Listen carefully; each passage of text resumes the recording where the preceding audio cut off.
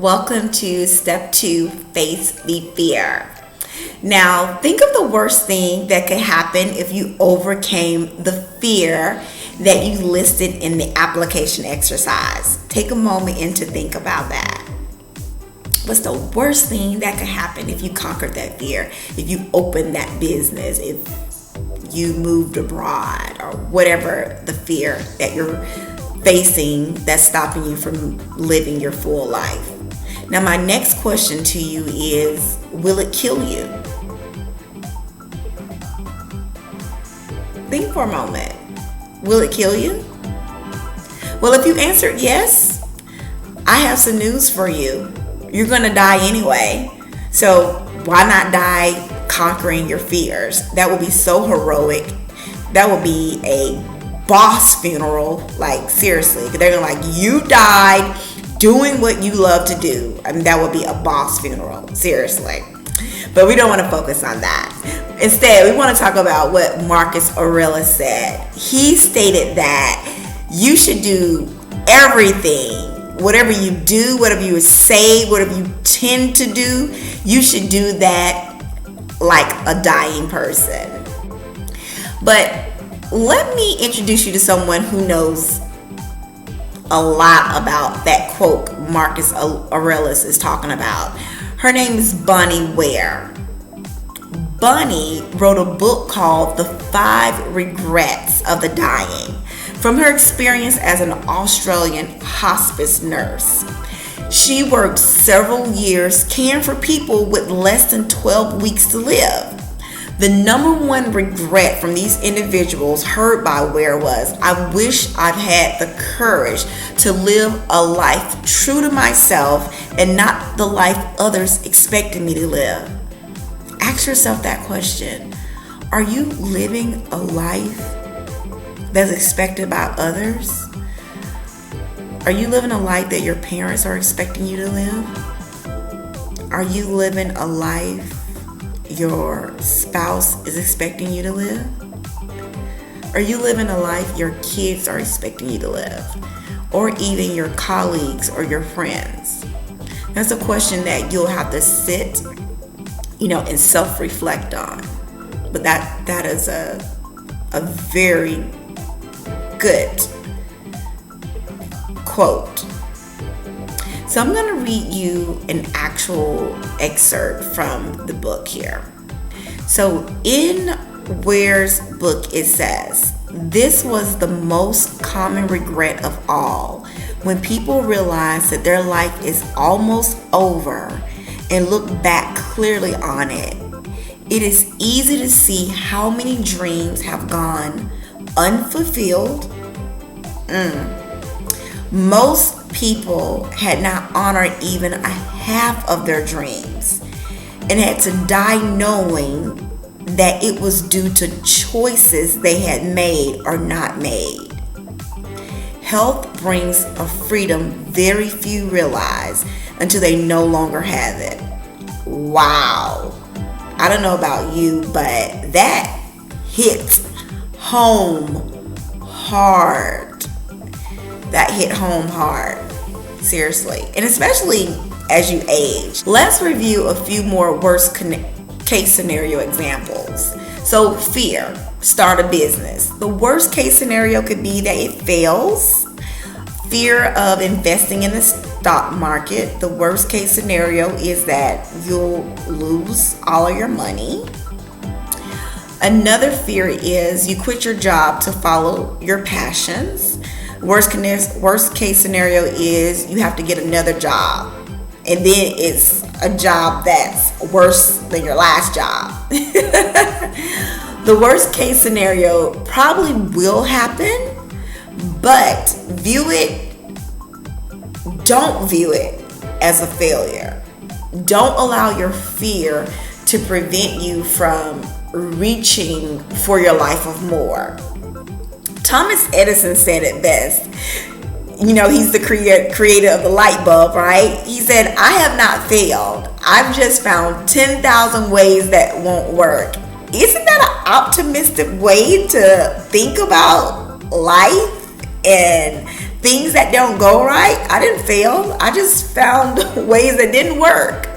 And 10,000 at that. 10, let's talk about the 10,000. Okay, who would have tried 100 times? Who would have tried 25 times? 10,000? Wow. So we're going to do another application. So I said all of that to say is we're going to actually write down what is the worst thing that could happen on a piece of paper. Get an actual piece of paper and write down the worst thing that could happen. And if you have to pause this video to find some pen and paper, that's okay. You can do that. So the next thing I want you to do is take that same piece of paper. I want you to shred it, burn it with a lighter, ball it up, throw it in the trash. Now you're going to expect good things to happen. You're going to be optimistic about the future. Now allow me to share my story with you. I quit my job of 7 years and moved over 7,500 miles away from everyone I knew and everything I knew to be with my soulmate, and also to begin my conquest of finding my higher self. And I had been baby stepping myself into living abroad for a few years, making preparations so when the opportunity presented itself. And my husband so happened to propose to me, and he so happened to live in the UAE, so that was a perfect opportunity for me. You can actually read my website, www.findingShalanderMichelle.com, baby stepping your dreams into reality, how I made that happen. So back to the story. My husband had a team while I was in the U.S., but he was being released at the end of the year, and so he had to acquire another team. So that means we both were unemployed when I moved here.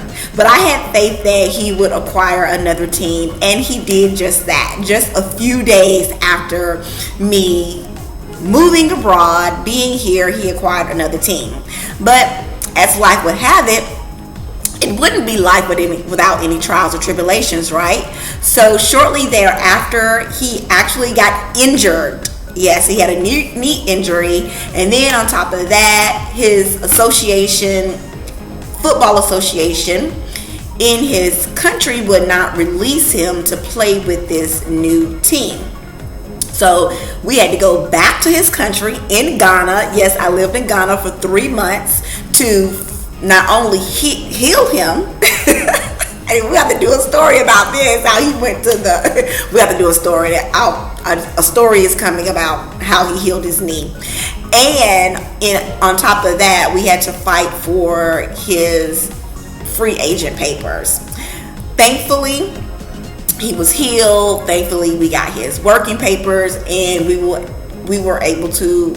was able to return to the UAE and acquire another team. So he got that team. He was playing for that team, and then that team got new management, and then new management let the old players go, and they got new players. So now we're both unemployed again. Not that I was looking for a job, but two people without a job. And to make matters worse, this was the beginning of the global pandemic.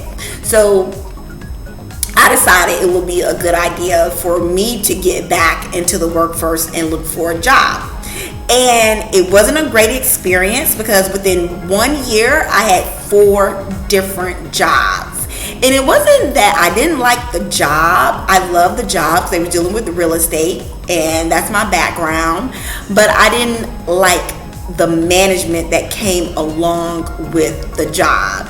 But I'm happy to report that 3 years later and 3 Emirates later, I am still realizing my dream of living abroad. Yes, it took me 1.5 years to finally acquire a job that I like the management, and management likes me. And to add icing on top of the cake, I can work this job from anywhere in the world because it is a remote job. I said all this to say is keep hope alive.